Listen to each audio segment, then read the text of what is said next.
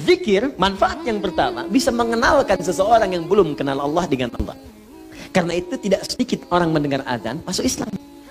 Diperdengarkan. Anda bayangkan, ada orang dengan mata melihat tayangan. Ya, makanya bikin Bapak Ibu status-status yang baik. Di Facebook, tayangkan aja hadis, ayat, isi dengan dakwah. Boleh jadi apa yang kita tampilkan mungkin dilihat orang, dan kalau bukan dia mendekat kepada Allah, atau dia kemudian menjadi beriman kepada Allah. Yang sudah beriman semakin kuat imannya. Yang belum beriman begitu melihat status Anda, mari berbuat baik dalam kehidupan. Al-Quran surat sekian ayat sekian. Mari kita berbuat jujur, hadis Nabi SAW. Teman Anda mungkin bukan semuanya Muslim.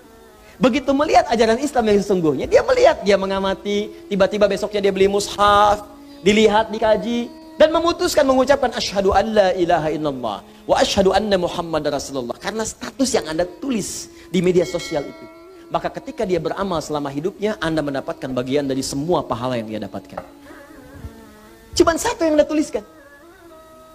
Ini bikin status, tanah kucir macet ya. Apa yang didapatkan? Nggak ada yang dapat gitu kan. Ini zikir. Zikir. Jadi bagi yang belum kenal, kenalkan.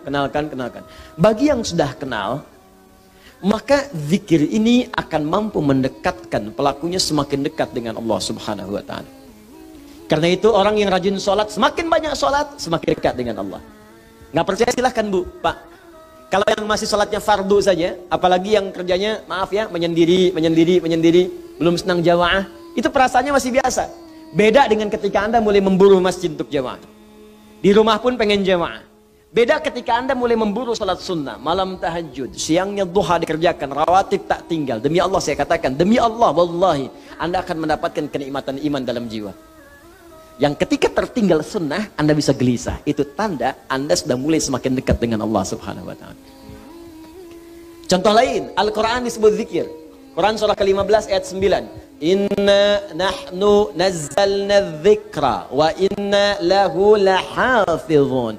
Sungguh kami telah turunkan Al-Quran sebagai zikir. Anda kalau sedang baca Al-Quran, zikir, sedang zikir. Semakin meningkat levelnya, saya udah nggak mulai mau baca lagi, saya pengennya langsung menghafal. Baca, menghafal. Maka meningkat langsung. Tingkatnya dari yang cuma 1 naik langsung 4. Disebutkan di Quran surah 54 ayat 17, 22, 32, 40. 4 kali disebutkan dengan kalimat yang sama. Walaqad yassarnal Qur'ana lidzikri. Sungguh kami telah mudahkan Al-Quran untuk dihafalkan. Menghafal Quran disebut dengan zikir. Karena itu, orang yang baru baca dengan yang telah menghafal, kedekatan dengan Allahnya beda. Nggak percaya silahkan cek. Anda yang baru baca, besoknya baca lagi, meningkat, baca lagi. Semakin banyak baca, semakin dekat dengan Allah. Yang menghafal lebih daripada itu. Tambah lagi, ngulang lagi, murajaah lagi, bangun tahajud, ulangi lagi. Semakin terasa perbedaannya. Doa, bagian dari zikir. Quran surah ke-7 ayat 205. Wadhkur rabbaka fi nafsika tadarruan wa khifatan wa dunal jahri minal qaul. Makanya ketika Anda sedang berdoa, bukankah semakin merasa dekat dengan Allah? Ya kan? Ada perasaan berbeda dalam hati kita kan? Nah, jadi yang pertama, fungsi zikir itu mampu mendekatkan diri kita dengan Allah Subhanahu wa ta'ala. Kalau sudah dekat orang ini, maka akan terjadi 2 hal dalam hidupnya. Fokus.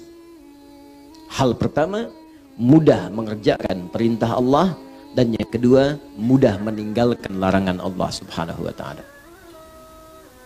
1, mudah mengerjakan perintah Allah Subhanahu wa ta'ala, dan yang kedua, mudah meninggalkan larangan Allah Subhanahu wa ta'ala. Udah, sami'na wa ata'na saja. Kata Allah, salat, siap ya Allah. Puasa, siap ya Allah. Infak, siap ya Allah. Zakat, aku usaha supaya zakat ya Allah. Dia bekerja itu dapat kekayaan bukan supaya pengen kaya, supaya pengen zakat, Bu. Coba lihat Pak, perhatikan cara berpikirnya ya.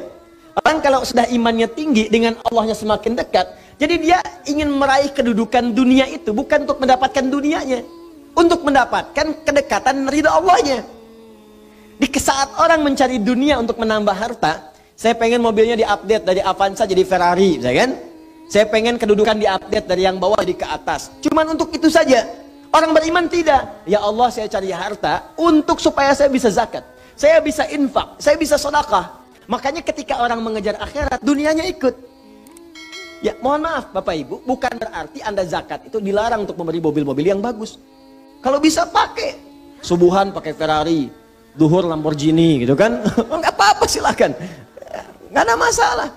Tunjukkan bahwa dengan itu semua terupdate status Anda di hadapan Allah Subhanahu wa taala. Boleh. Beli Ferrari cuma buat dipakai panasin doang. Menjelang subuh, balapan sama taksi dibayar. Ngapain?